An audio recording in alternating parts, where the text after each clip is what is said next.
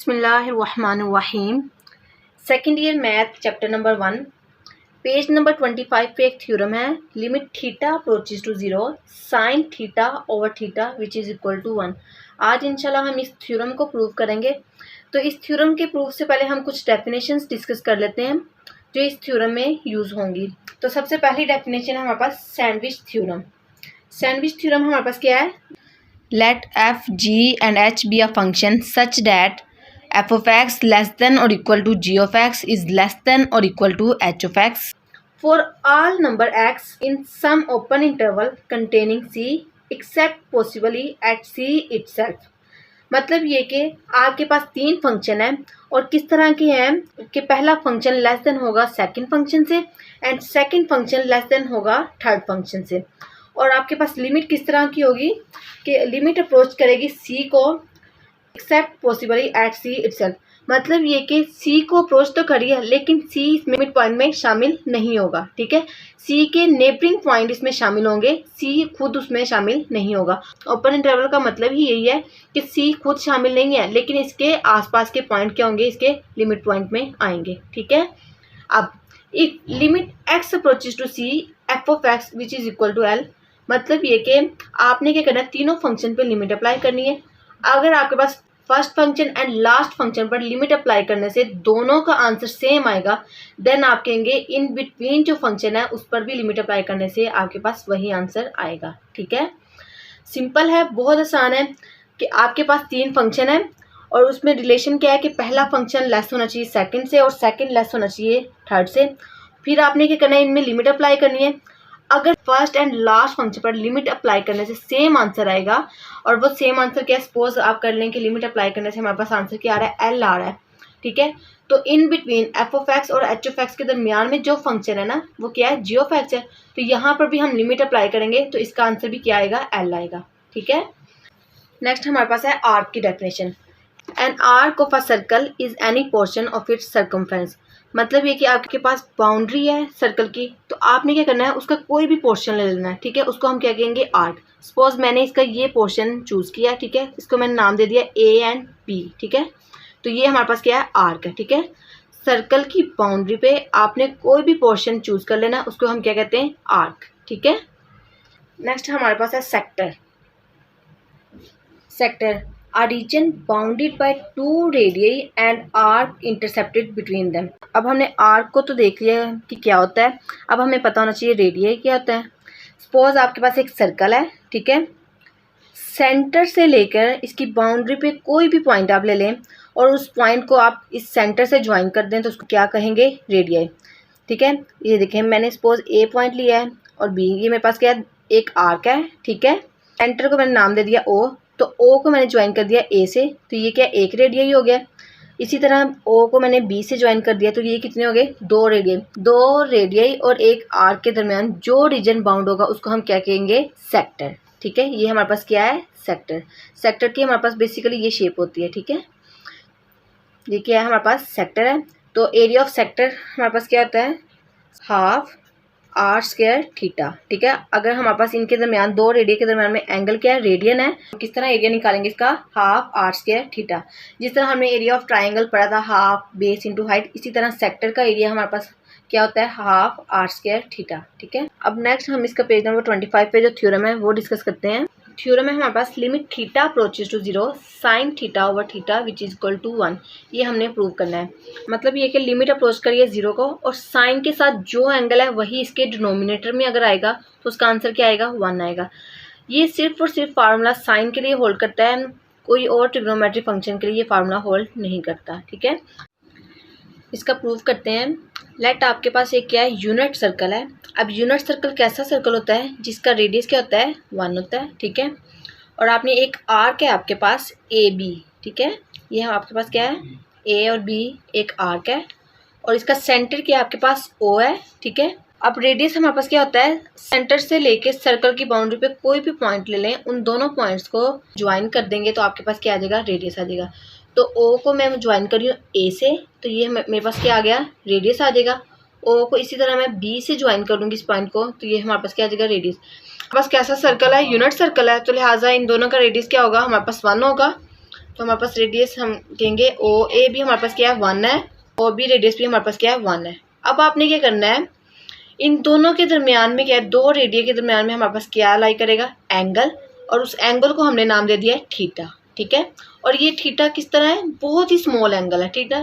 ठीक है, theta is very small angle. ठीक है, अब आपने क्या करना है, बी और ए पॉइंट पे आपने क्या करना है, दो परपेंडिकुलर ड्रॉ करने हैं। ठीक है, ये देखें बी पे मैंने एक परपेंडिकुलर ड्रॉ कर दिया है। ठीक है, इसी तरह एक मैंने ए पॉइंट पे परपेंडिकुलर ड्रॉ कर दिया है। ठीक है, अब नेक्स्ट आपने क्या करना है, इस बी पॉइंट को आपने क्या करना है, थोड़ा एक्सटेंड कर देना है कि आपके पास ये इस पॉइंट पे ज्वाइन हो जाए। ठीक है, तो इसको करते हैं। अब इस पॉइंट को आप नाम दे दें डी, और इस पॉइंट को मैंने नाम दे दिया है सी। ठीक है, इसको हम कह देंगे सी। तो हमने क्या किया है, बी सी जो है वो लाइन किस पे परपेंडिकुलर है, ओ ए पे। इसी तरह डी ए लाइन है, ये भी किस पे परपेंडिकुलर आ रही है, ओ ए पे, ओ ए पे। तो हम लिख देंगे B C is perpendicular to O A and D A is perpendicular to O A. अब आपने क्या करना है, बी से ए तक एक लाइन ड्रॉ करनी है। ठीक है, तो ये मैंने एक लाइन ड्रॉ कर दी। ठीक है, अब ये देखें हमारे पास ये क्या बन गई है, एक ट्रायंगल बन गई है। बी ओ ए ये भी क्या है, एक ट्रायंगल है। ठीक है, और डी ओ ए ये भी क्या है, एक ट्रायंगल है। और बी ओ ए, ठीक है, ये क्या है, हमारे पास सेक्टर भी है। ठीक है, ये देखें ये जो लाइन है ना, ये किसको रिप्रेजेंट कर रही है, सेक्टर को। ठीक है, और ये हमारे पास अंदर क्या है, ट्रायंगल है। ठीक है,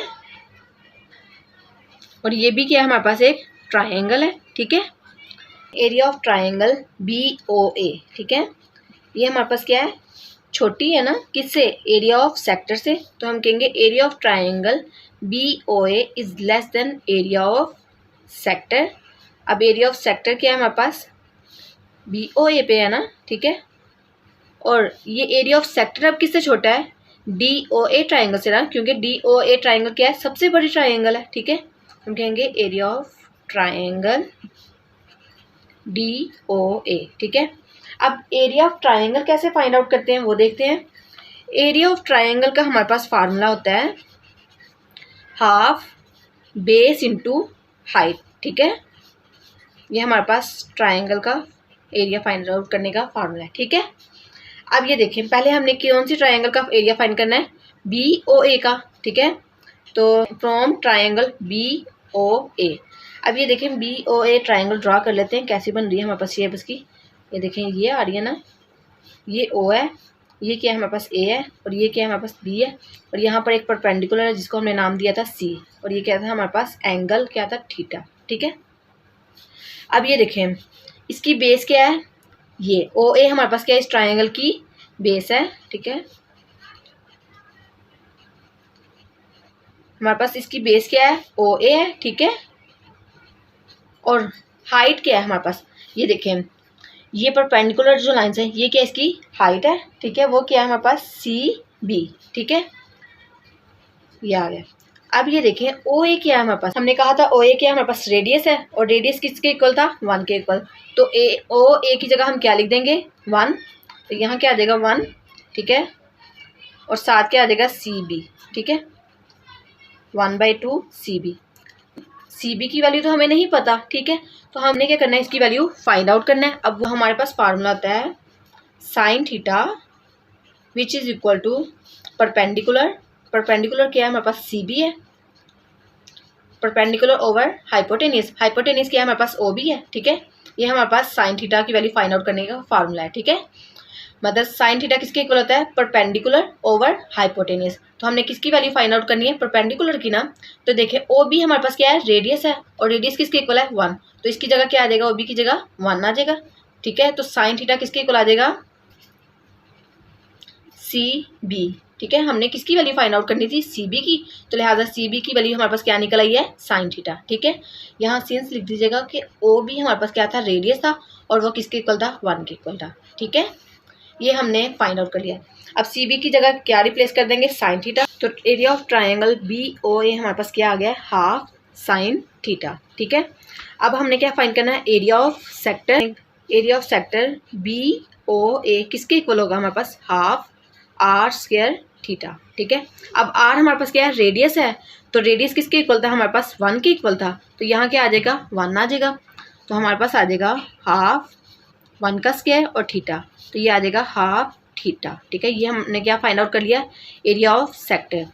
अब नेक्स्ट हमने क्या फाइंड आउट करना है, एरिया ऑफ ट्राइंगल DOA। ठीक, तो अब ये देखें हमारे पास फार्मूला क्या होता है, हाफ बेस इंटू हाइट, इसकी बेस क्या है हमारे पास OA है और हाइट क्या है DA, तो आ जाएगा 1/2, बेस क्या है हमारे पास OA है, ठीक है, और हाइट क्या है हमारे पास परपेंडिकुलर है ना, तो वो क्या है DA। ठीक है, अब OA क्या है हमारे पास, रेडियस था, वो किसके इक्वल था 1 के इक्वल, तो OA की जगह क्या आ जाएगा 1 आ जाएगा, तो हमारे पास आ जाएगा 1/2 DA। अब ये देखें DA की तो वैल्यू हमें गिवन नहीं है, तो हमने इसकी भी क्या करनी है, फाइंड आउट करनी है। ठीक है, तो अब हमारे पास हम कौन सा फार्मूला यूज़ करेंगे, हमारे पास है tangent theta perpendicular over base. ये वाला फार्मूला क्यों यूज़ कर रहे हैं, देखें OA की वैल्यू हमें सिर्फ और सिर्फ पता है, ठीक है, OD की हमें नहीं पता, तो लिहाजा हम वो फार्मूला यूज़ करेंगे जहाँ से हम इजीली वैल्यू फाइंड आउट कर लेंगे। ठीक है, तो tangent theta is equal to perpendicular over base होता है, ठीक है, तो आ जाएगा DA ओवर OA का। ठीक है, OA हमारे पास क्या रेडियस है और वो किसके इक्वल है 1 के इक्वल, तो यहाँ क्या आ जाएगा 1, तो DA की वैल्यू हमारे पास क्या आ जाएगी, टेंजेंट थीटा। ठीक है, आगे सिंस लिख दीजिएगा, OA हमारे पास किसके इक्वल है 1 के इक्वल। ठीक है, अब ये देखें DA की वैल्यू को इस यहाँ पुट कर देंगे, तो आ जाएगा 1/2 टेंजेंट थीटा। अब क्या करते हैं, इसको नाम दे देते हैं, एरिया ऑफ ट्राइंगल हम कह देते हैं इक्वेशन 1 है हमारे पास, और एरिया ऑफ सेक्टर हमारे पास क्या है, इक्वेशन 2 है। ठीक है, और एरिया ऑफ ट्राइंगल हमारे पास DOA पे क्या है, इक्वेशन 3 है। अब ये तीनों इक्वेशंस की जो वैल्यूज़ हैं इनको हमने कहाँ पुट करना है, इक्वेशन A में, और इक्वेशन A हमारे पास क्या है, area of triangle BOA less than है area of triangle, sorry area of sector BOA, और ये लेस है हमारे पास एरिया ऑफ ट्राइंगल DOA। ठीक है, अब एरिया ऑफ ट्राइंगल BOA हमारे पास क्या था 1/2 साइन थीटा, तो यहाँ आ जाएगा 1/2 साइन थीटा। ठीक है, अब नेक्स्ट हमारे पास क्या है, एरिया ऑफ सेक्टर, वो क्या था हमारे पास 1/2 थीटा, तो यहाँ आ जाएगा 1/2 थीटा इज लेस देन, अब एरिया ऑफ ट्राइंगल DOA क्या था हमारे पास हाफ टेंजेंट थीटा, तो यहाँ आ जाएगा हाफ टेंजेंट थीटा। अब टेंजेंट थीटा किसके इक्वल होता है, sine theta over cos theta, tangent theta की जगह क्या पुट कर देंगे, sine theta over cos theta, तो करते हैं, तो आ जाएगा half sine theta is less than half theta is less than 1/2 sign theta over cos theta. अब क्या करेंगे, 2 से मल्टीप्लाई कर देंगे, तो हमारे पास क्या आ जाएगा, sine theta is less than theta is less than sign theta over cos theta. अब साइन थीटा से क्या कर देंगे, डिवाइड कर देंगे, तो आ जाएगा sign theta over sine theta is less than theta over sine theta is less than sign theta over sine theta into cos theta. ठीक है, ये साइन थीटा कैंसिल आउट हो जाएंगे, तो यहाँ हमारे पास क्या आ जाएगा 1 is less than theta over sine theta is less than 1 over cos theta. अब नेक्स्ट हम क्या करेंगे, रेसिप्रोकल ले लेंगे, क्योंकि हमारे पास क्या था, साइन थीटा ऊपर चाहिए था हमें और थीटा डिनोमिनेटर में चाहिए था। ठीक है, तो जब भी हम रेसिप्रोकल लेते हैं तो इनइक्वालिटी क्या हो जाती है, चेंज हो जाती है। ठीक है, तो आ जाएगा 1 is greater then sign theta over theta is greater then cos theta. ठीक है, जब भी आप फंक्शन का रेसिप्रोकल लेंगे इनइक्वालिटी में, तो इनइक्वालिटीज़ क्या हो जाती हैं, इंटरचेंज हो जाती हैं। ठीक है, मतलब लेस देन है तो क्या हो जाएंगी, ग्रेटर देन, और अगर ग्रेटर देन है तो क्या हो जाएंगी, लेस देन। ठीक है, अब क्या करेंगे, हमने कहा था कि थीटा क्या बहुत ही स्मॉल है, तो मतलब थीटा अप्रोच कर रहा है 0 को, तो लिमिट पुट करते हैं, तो ये तो 1 ही रहेगा ना, 1 is greater than limit theta approaches to 0 sine theta over theta.